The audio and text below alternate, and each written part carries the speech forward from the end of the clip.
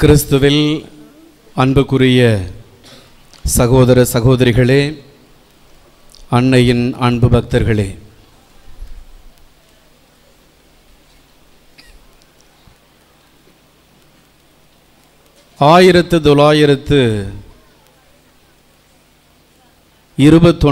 ஆண்டு பள்ளிக்கு சென்றிருந்த சிறுவன் கரோல் வைத்திலா தன் வீட்டை நோக்கி வந்து கொண்டிருந்தான். வீட்டிற்குள் நுழையும் போதே அவனுக்கு அதிர்ச்சி.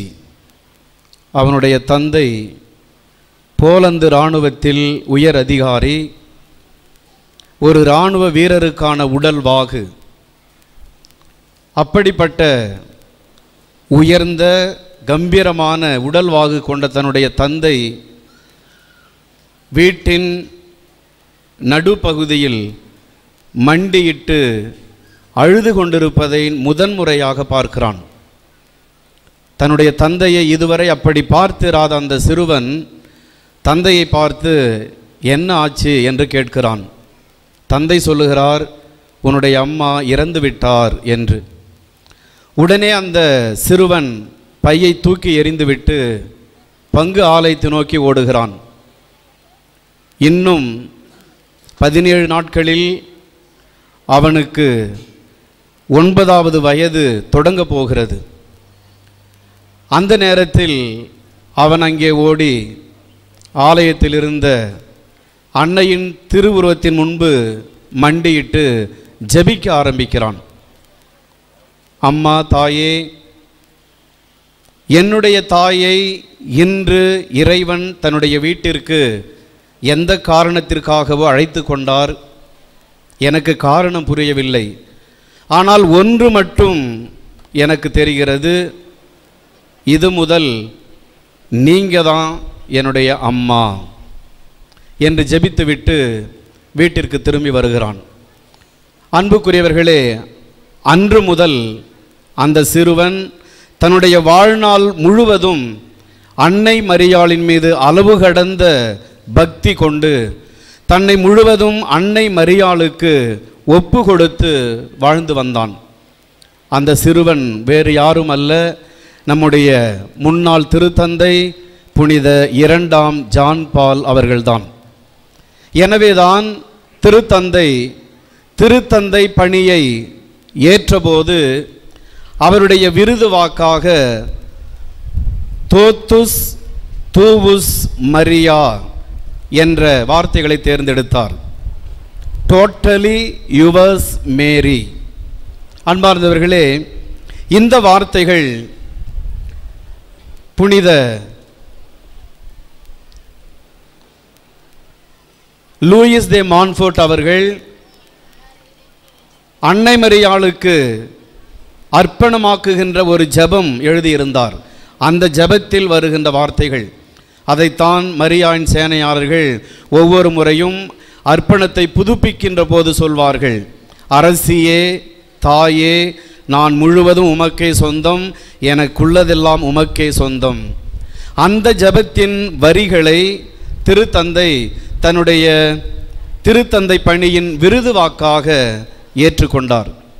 அன்புக்குரியவர்களே, அன்னை மரியாளை யாரெல்லாம் தன்னுடைய தாயாக ஏற்றுக்கொள்ளுகின்றார்களோ, ஒரு குழந்தை தன்னுடைய தாயிடம் தன்னை முழுவதுமாக ஒப்பு கொடுப்பது போல யாரெல்லாம் அன்னை மரியாளிடம் தன்னை ஒப்பு கொடுக்கின்றார்களோ அவர்களெல்லாம் பாதுகாக்கப்படுவார்கள், எல்லாவித தீமையிலிருந்தும் காப்பாற்றப்படுவார்கள் என்பது உலகம் அறிந்த ஒரு உண்மை. திருத்தந்தை ஜான் பால் அவர்களின் தனிப்பட்ட வாழ்க்கையிலும் இதை நாம் பார்க்கிறோம். அவருடைய சிறு வயது முதல் திருத்தந்தையாக இருந்தது வரை தன்னை முழுவதும் அவர் அன்னை மரியாவுக்கு தன்னை ஒப்பு கொடுத்து வாழ்ந்தார். அன்னை மரியா எல்லா சூழ்நிலைகளிலும் அவரை காப்பாற்றினார், வழிநடத்தினார். மிக முக்கியமாக 1981ஆம் ஆண்டு மே மாதம் 13ஆம் தேதி நடந்த நிகழ்வு. வழக்கம் போல திருத்தந்தை அவருக்குரிய வாகனத்தில் இருபுறமும் மக்கள் சூழ்ந்திருக்க ஆசீர்வாதம் கொடுத்து கொண்டே நடுவில் பயணம் செய்து கொண்டிருக்கிறார். அப்போது கூட்டத்திலிருந்து ஒருவர் அவரை துப்பாக்கியால் சுடுகிறார். 2 குண்டுகள் அவருடைய உடலில் பாய்கின்றன. அப்போது அருகில் இருந்த பேராயர் அவர்கள் அவரை தாங்கி பிடிக்கின்றார். ரொம்ப வலி என்று கேட்கிற போது, ஆமாம் ரொம்ப வலிக்குது என்று சொல்லிவிட்டு, மரியே தாயே, மரியே தாயே என்று 2 முறை சொல்லிவிட்டு அவர் கீழே சரிந்ததாக சொல்லப்படுகிறது. அதன் பிறகு மருத்துவமனையில் அவருக்கு சிகிச்சை அளிக்கப்பட்டது. அவருக்கு சிகிச்சை அளித்த குருசிட்டி அன்டோனியோ என்ற மருத்துவர் சொல்லுகிறார், அவருடைய உடலில் மிக முக்கியமான ஒரு பகுதி, இதயத்திலிருந்து உடலின் மற்ற உறுப்புகளுக்கு இரத்தத்தை கடத்துகின்ற தமனி, அந்த இரத்த குழாயில் அந்த குண்டுகள் உரசியது போல சென்றிருக்கின்றன. அதை பார்க்கும்போது எப்படி இருக்கிறது என்றால், இந்த குண்டுகள் ஏதோ இரும்பு சுவற்றில் பட்டு திசை மாறி சென்றது போல இருக்கிறது. அது நேராக வந்திருந்தால் அந்த இரத்த குழாயைத்தான் துளைத்து இருக்க வேண்டும், ஆனால் அது திசை மாறி இருக்கிறது என்று சொன்னாராம். அதை கேட்ட திருத்தந்தை ஜான் பால் அவர்கள் சொல்கிறார்கள், ஏதோ ஒரு மனிதனுடைய கை என்னை நோக்கி குண்டை வீசியது, அன்னை மரியாளின் கைகள் அந்த குண்டை திசை திருப்பின என்று. அன்புக்குரியவர்களே, யாரெல்லாம் அன்னை மரியாவை நம்பி தாயே நீயே என் அடைக்கலம், நீரே என் தாய் என்று ஏற்றுக்கொள்கின்றார்களோ அவர்களை எல்லா விதமான சூழ்நிலைகளிலிருந்தும் அன்னை மரியா காப்பாற்றுவார் என்பதற்கு திருத்தந்தையின் இந்த வாழ்க்கை நிகழ்வு ஒரு உதாரணமாக இருக்கிறது. அன்புக்குரியவர்களே, தனிப்பட்ட வாழ்க்கையில் மட்டுமல்ல, நம்முடைய குடும்ப வாழ்க்கையில், குழும வாழ்க்கையில், சமுதாய வாழ்க்கையிலும் அன்னை மரியாளின் உடன் இருப்பு, அவருடைய வழி நடத்துதல் மிக முக்கியம் என்பதை நாம் அறிந்து கொள்ள வேண்டும். திருத்தூதர் பணிகள் 1 அதிகாரம் 4ஆம் வசனத்தில் நாம் வாசிக்கின்றோம், நீங்கள் எருசலேமை விட்டு நீங்க வேண்டாம், என்னிடமிருந்து கேட்டறிந்த தந்தையின் வாக்குறுதி நிறைவேற காத்திருங்கள். தூய ஆவியானவர் வருகின்ற வரை நீங்கள் எருசலேமை விட்டு வெளியே செல்ல வேண்டாம் என்று தன்னுடைய சீடர்களுக்கு இயேசு பணித்திருக்கிறார். 14ஆம் வசனத்தில் நாம் வாசிக்கின்றோம், அவர்கள் அனைவரும் சில பெண்களோடும் இயேசுவின் சகோதரர்களோடும் அவருடைய தாய் மரியாவோடும் இணைந்து ஒரே மனதோடு இறைவனை வேண்டிக் கொண்டிருந்தார்கள். அன்புக்குரியவர்களே, இயேசுவின் விண்ணேற்றத்திற்கு பிறகு தூய ஆவியானவர் வருகின்ற வரை இந்த இடைப்பட்ட நேரத்தில் சீடர்களை எல்லாம் ஒருங்கிணைத்து அவர்களை ஒன்று கூட்டி வைத்திருந்து அந்த தூய ஆவியானவரை பெரும்படி செய்தது அன்னை மரியா. அன்னை மரியா அவர்களெல்லாம் ஒன்று சேர்த்து அவர்களோடு ஜெபித்து கொண்டிருந்தார் என்று நாம் விவிலியத்திலே வாசிக்கிறோம். அன்புக்குரியவர்களே, அன்னை மரியாளின் பரிந்துரையை கேட்டு அன்னை மரியாளோடு அன்னை மரியாளிடம் நாம் ஜெபிக்கின்ற போது நம்முடைய குடும்பம் ஒற்றுமையாக இருக்கும், நம்முடைய வாழ்வு மகிழ்ச்சியானதாக இருக்கும். முன்னுரையில் அருட்தந்தை சொன்னார், நாம் எல்லாம் புனிதர்களாக மாற அழைக்கப்பட்டவர்கள், புனிதத்தை நோக்கி நம்முடைய பயணம் இருக்க வேண்டும். திருத்தந்தை ஜான் பால் அவர்கள் சொல்லுகிறார்கள், it is only Mother Mary who can lead Christians to Jesus. அன்னை மரியாள் மட்டும்தான் கிறிஸ்தவர்களை இயேசுவிடம் வழிநடத்தி செல்ல முடியும் என்று குறிப்பிடுகிறார். எனவே நாம் புனிதத்தில் வளர வேண்டும் என்றால் அது அன்னை மரியாளின் மூலமாகத்தான் முடியும். அன்பார்ந்தவர்களே, ஏற்கனவே நான் சொன்ன அந்த ஜெபத்தை திருத்தந்தை அவர்கள் ஒவ்வொரு நாளும் அன்னை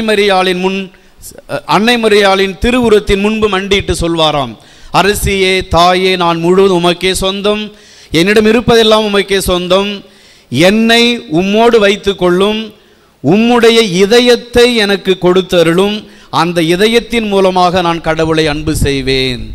அன்புக்குரிய சகோதர சகோதரிகளே, இன்று எத்தனையோ வேண்டுதல்களோடு இந்த திருத்தலத்திற்கு நாம் வந்திருக்கிறோம். இன்று நாம் செய்ய வேண்டிய மிகப்பெரிய ஜெபம் அந்த அன்னை மரியாவை பார்த்து நாம் ஜெபிக்க வேண்டும்.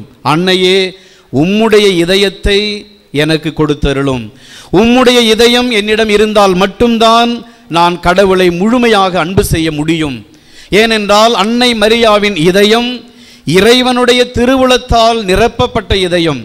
தன்னுடைய வாழ்நாள் முழுவதும் இறைவன் என்ன எதிர்பார்த்தாரோ, இறைவன் என்ன செய்ய வேண்டும் என்று அவருக்கு பணித்தாரோ அதை மட்டுமே செய்தார்.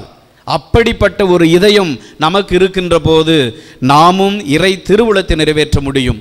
எனவே நாம் புனிதத்தில் வளர வேண்டும் என்றால் அந்த அன்னை மரியாவின் இதயம் நமக்கு கிடைக்க வேண்டும்.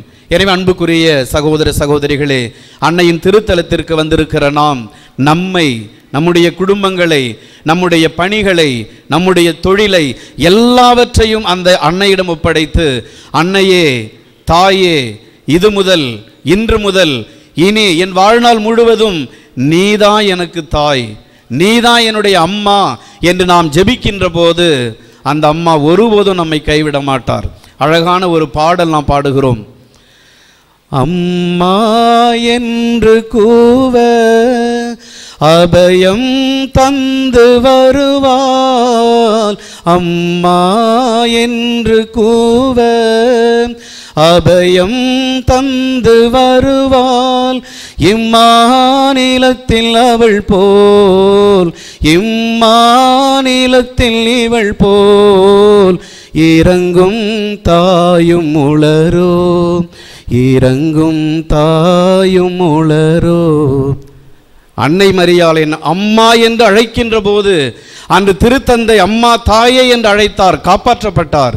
நாமும் எல்லா சூழ்நிலைகளிலும் நாம் அம்மா தாயே என்று அழைக்கின்ற போது நம்மை நோக்கி எத்தனை ஆபத்துக்கள் வந்தாலும், எத்தனை குண்டுகள் வந்தாலும், எவ்வளவு இடர்பாடுகள் வந்தாலும் அவை எல்லாவற்றையும் அன்னை மரியாளின் கரங்கள் நம்மிடமிருந்து வேறு பக்கமாக திசை திருப்பும் என்ற நம்பிக்கையோடு இந்த திருப்பலியில் தொடர்ந்து அன்னை மரியாளிடம் ஜெபிப்போம்.